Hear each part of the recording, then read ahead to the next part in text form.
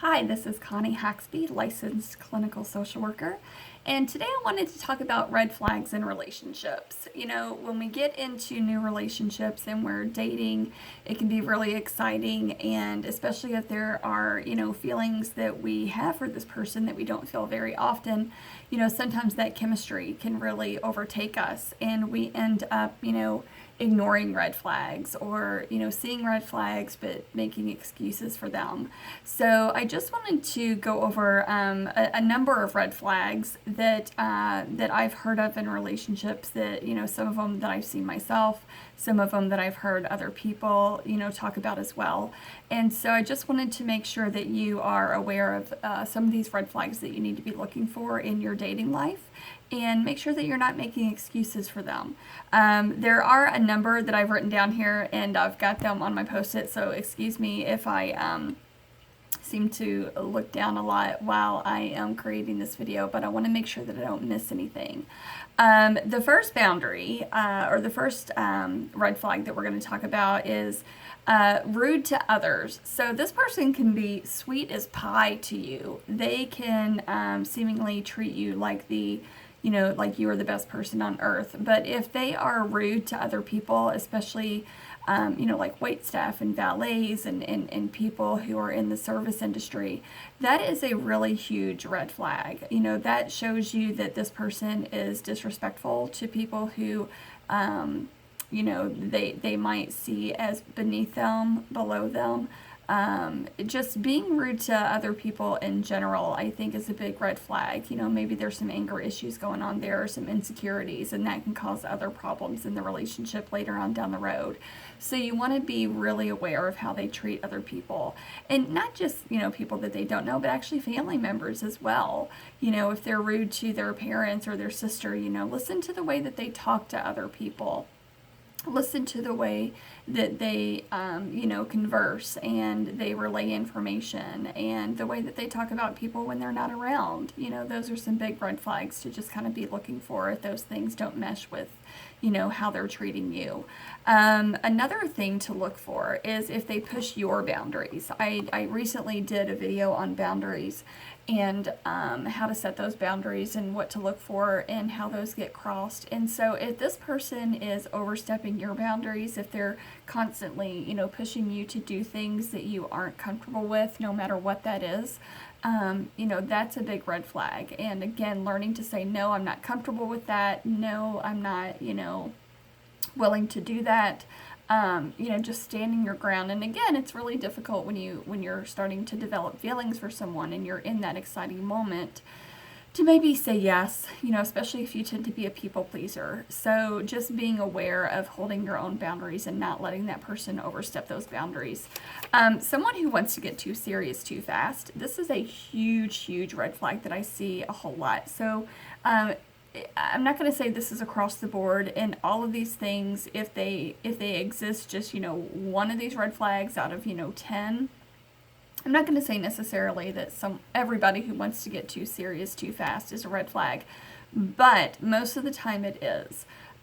So we talk about love bombing, and this is someone who, they come to you and they just like overwhelm you, and it's love and it's affection and it's hugs and it's kisses, and I've never met anyone like you and you're the greatest thing on earth, and they put you on a pedestal.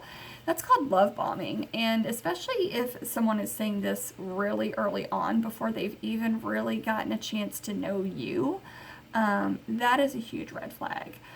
Someone who puts so much emphasis on your physical appearance, but then doesn't really take an interest in who you are, that's also a red flag that you need to look at. And those all fall under sort of this category of too fast, too soon. If they're talking about moving in together, if they're talking about getting engaged, if they're talking about, wanting to have kids with you, I'd say pretty early on, that's a big red flag. And so you should really listen to that as well.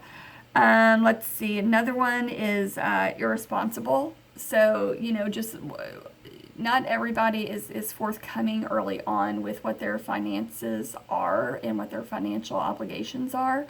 But, just kind of like, listen to, what they say and how they react to finances. If they seem to be someone who is irresponsible financially, if they're electricity and phone and things like that are getting cut off, if they're constantly late on rent, if they accumulate debt. Again, if they're also pushing that responsibility onto other people, well, my landlord is just a dummy, and so he shouldn't be charging me this anyway. Or, the insurance company, screwed up, and they say that I owe for this, but I really don't, or whatever the case may be. Just listen, be really aware when they talk about finances, and see if they're responsible financially, because that could be a huge red flag as well. All right. Playing games, playing games with your mind. We've heard this phrase, gaslighting. Someone who tends to make you seem like you're, losing it when you approach them about something. So if, someone that you're dating is engaging in behavior, whatever that behavior is, maybe it's disrespectful, or maybe you're questioning whether or not they're being honest or truthful, and then they turn it around on you to make it seem like you're just making things up and you don't know what you're talking about. Again, big red flag. That's called gaslighting, and you really want to be aware of that type of behavior as well. Isolating you from other people. This is a huge one when we talk about, potentially violent relationships as well. So not only emotionally and mentally abusive, but physically abusive as well. So, if you want to go out with your friends on a Friday or Saturday night, and they get very guilt trippy, and they tend to get manipulative, and they also tend to pout, when you want to spend time alone, if you want to go to a movie, or you want to go out with your friends, or you want to spend time with your family, things that you want to do without this person, and then they give you a really hard time about it. Like, that is a huge red flag, because what a lot of people who tend to get into these abusive relationships will tend to do is want to isolate you from other people, because they don't want other people to influence you in that relationship. They don't want you talking to your friends about how, this person really doesn't like it when I go and spend time with my friends and family. This person doesn't like it when I take, girls trips or guys trips out of town. They don't want these people to know these potentially dangerous behaviors, because they don't want them to influence you to, set your boundaries and to question the relationship. And so they'll tend to want to isolate you from friends and family who can be supportive of you. So again, if you're getting a lot of flack for wanting to be independent and do your own thing, big red flag. It's also a huge sign of insecurity as well. And so when we talk about jealousy and insecurity, those are also potentially dangerous behaviors that can turn into abuse. And again, when we talk about abuse, we're not just talking about physical abuse, but emotional abuse. Being put down, made to feel less than, made to feel like you're nothing without them, that you can't do any better, leaving you dependent on them.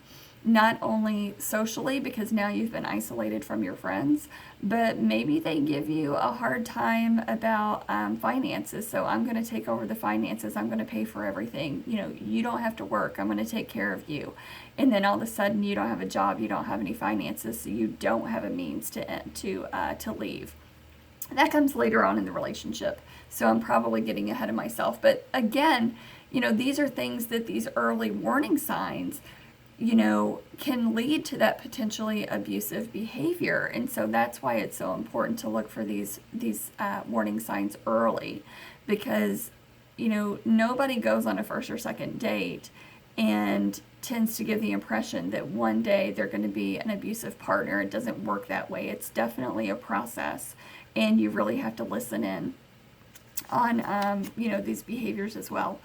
Doesn't take responsibility, just doesn't take responsibility for anything, so if they tend to be someone who calls into work and then they get fired, it's the boss's fault.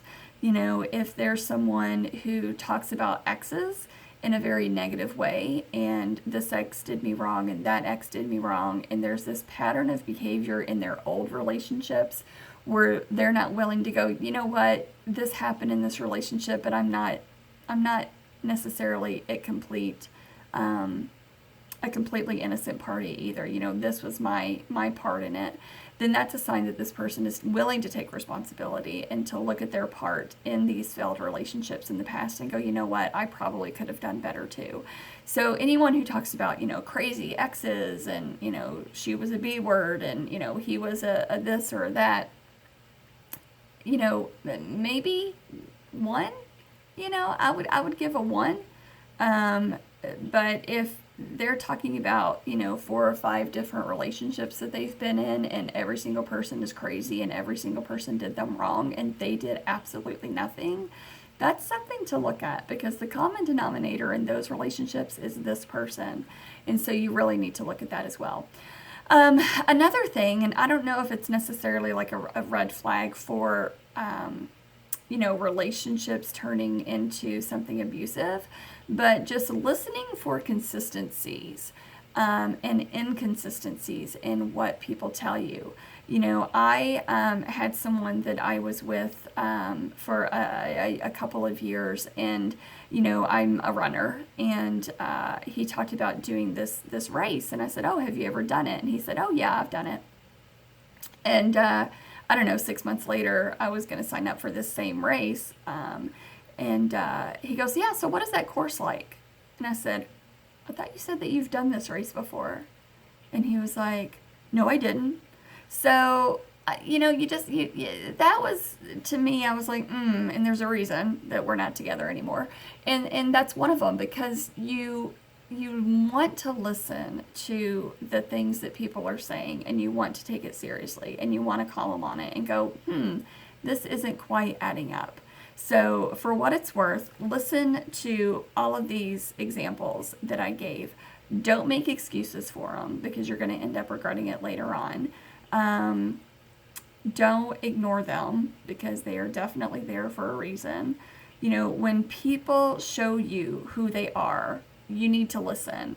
And, you know, if it's not something that you feel is going to be a healthy relationship for you, then you need to make those steps early on to say, you know what, thanks, but no thanks, you know, and I promise you that you will be better off for it. Okay. You will not regret it. What you will regret later on is spending 1, 2, 10, 5, however many years with this person later on down the road and going, you know what, I saw a lot of these things before we got together, before we got married, before we made it official, and I didn't listen. And I really regret that now. So just listen to your gut, listen to what they're telling you, and, you know, for what it's worth, you know, take it, and if you need to, run for the hills. Okay? All right, so red flags in relationships, listen to them. Once again, these informational videos are just that, informational only, not used to treat or diagnose. If you need to see a mental health professional, please contact your insurance company or look on psychologytoday.com, and they can give you a number of mental health professionals in your area that you can see and work out relationships like these. All right, have a great week.